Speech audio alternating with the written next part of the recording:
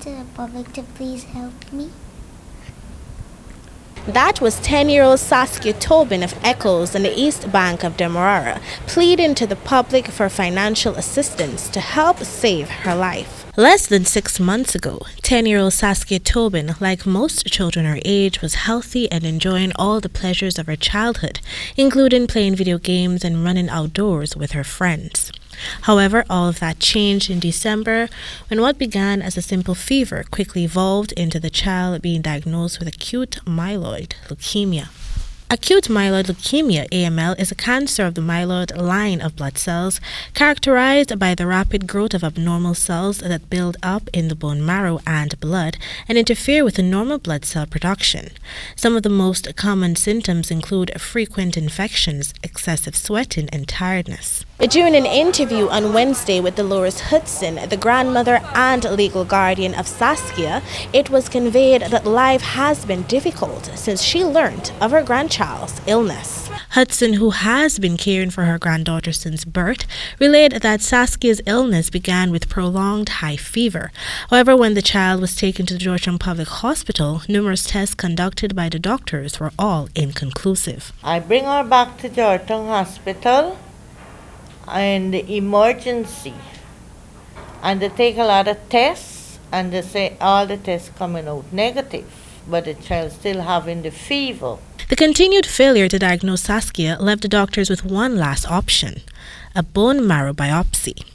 Desperate for an answer, Hudson said she agreed without second thought, but nothing could have prepared her for what came next. This newscast was told by the emotional grandmother that while she was happy that the doctors were finally able to discover what was wrong with her granddaughter, her heart was broken because she understood that there is no cure for leukemia. That day I cry.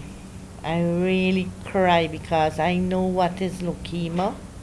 Leukemia is a silent something to you because you don't know what's going on in your body. Today, Saskeya, who was once an outgoing child, is no longer able to enjoy the pleasures of her childhood because of her illness. More so, it is difficult for her to focus on her schoolwork. As such, Hudson is desperate for aid. She's 10 years old and I mind her from a baby. And it will really hurt me if anything is go wrong with her, because I need her to get back her health. The woman said she was told by doctors at the Georgetown Public Hospital that little Saskeya would need a bone marrow transplant, which unfortunately is a procedure that would need to be facilitated in Cuba. This surgery will ensure that little Saskeya gets a second chance at life. As such, Dolores is pleading with the public for their support. At present, the woman is being assisted by the founder of the Guyana Cancer Foundation, Bibi Hassan, who divulged that systems are being implemented to ensure that the surgery is done with urgency. I'm now sending her to the Cuban embassy to get a hospital so that we can all seek help to help her. Persons desirous of assisting Hudson can do so by depositing into GBTI account number 002-186-798016. Reporting for the HGP Nightly News from the Guyana Cancer Foundation, I am Kendall Richmond.